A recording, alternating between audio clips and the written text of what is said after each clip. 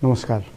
आदरणीय बुवा आमा, दिदीबहिनी तथा दाजुभाइहरू, म आज एक अत्यन्त संवेदनशील घडीमा तपाईहरू सामु उपस्थित भएको छु। केही दिन अघि सुनसरीको देवानगञ्ज, सिराहा लगायतका स्थानमा भएको दुःखद घटना र त्यसपछि केही जिल्लाहरूमा उत्पन्न अशान्त वातावरणलाई लिएर नेपाल सरकार पूर्ण रूपमा गम्भीर र संवेदनशील छ। यस दुःखद घटनामा परि निधन हुनुभएका हाम्रा नागरिकहरू जयप्रकाश मेहता, ओम प्रकाश मेहता र गणेश यादवप्रति म भावपूर्ण श्रद्धाञ्जली अर्पण गर्दछु।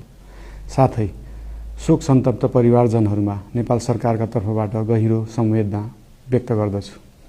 घटनामा परि घाइते हुनुभएका सम्पूर्ण नागरिकहरूको शीघ्र स्वास्थ्य लाभको कामना गर्दछु।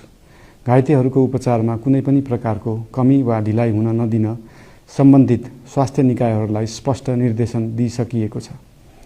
घटना भए लगत्तै सबै सुरक्षा निकायहरूले तत्काल घटनास्थलमा पुगेर परिस्थितिलाई सामान्य बनाउने, थप अप्रिय घटना हुन नदिने र शान्ति सुरक्षा कायम गर्ने प्रयास निरन्तर गरिरहेका छन्।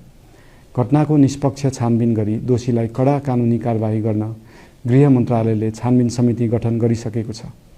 म सबैमा विश्वास दिलाउन चाहन्छु कि यो छानबिन पूर्ण रूपमा निष्पक्ष र पारदर्शी हुनेछ। घटनामा संलग्न दोषी जो कोही भए पनि कानुनी दायरामा ल्याउन सरकार प्रतिबद्ध छ। अवस्था थप नबिग्रियोस्, कुनै पनि नागरिकको जनधनको क्षति हुन नपाओस् र स्थानीय स्तरमा विश्वासको वातावरण बनोस् भन्नका लागि नेपाल सरकार निरन्तर क्रियाशील छ। परिस्थिति सामान्यीकरण गर्न केन्द्र स्तरमा सर्वदलीय बैठक आह्वान गरी गहन छलफल गरिएको छ। स्थानीय तहसम्मै जनप्रतिनिधि, नागरिक समाज, विभिन्न धार्मिक गुरुहरू, समुदायका अगुवा तथा सामाजिक व्यक्तित्वहरूसँग निरन्तर संवाद भइरहेको छ। स्थानीय स्थितिको प्रत्यक्ष अनुगमन गर्न, पीडित पक्षसँग संवाद गर्न र शान्ति सुरक्षालाई थप सुदृढ बनाउन गृहमन्त्री स्वयं सो स्थानमा पुगिसक्नु भएको छ। साथै देशको समग्र शान्ति सुरक्षाको अवस्थाबारे गम्भीर समीक्षा गर्न राष्ट्रिय सुरक्षा परिषदको बैठक बसी परिस्थिति अनुसारका आवश्यक निर्णयहरू समेत गरिसकिएको छ। यस्तो संवेदनशील घडीमा सामाजिक सञ्जाल वा अन्य माध्यमबाट असत्य, अपुष्ट सूचना, अफवाह, घृणा फैलाउने सामग्री वा समुदायबीच वैमनस्य बढाउने अभिव्यक्ति प्रचार प्रसार नगराउन अनुरोध गर्दछु। साथै सरकारी निकायहरूबाट जारी भएका आधिकारिक तथ्य र सूचना मात्र विश्वास गर्न विशेष आग्रह गर्दछु।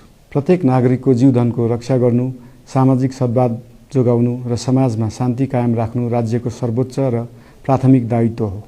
आगामी दिनमा पनि राज्य थप सतर्क र संवेदनशील रहनेछ। प्रत्येक नागरिकको जीवन सुरक्षाका लागि सरकारका सम्पूर्ण संयन्त्रहरू अहोरात्र खटिनेछन्।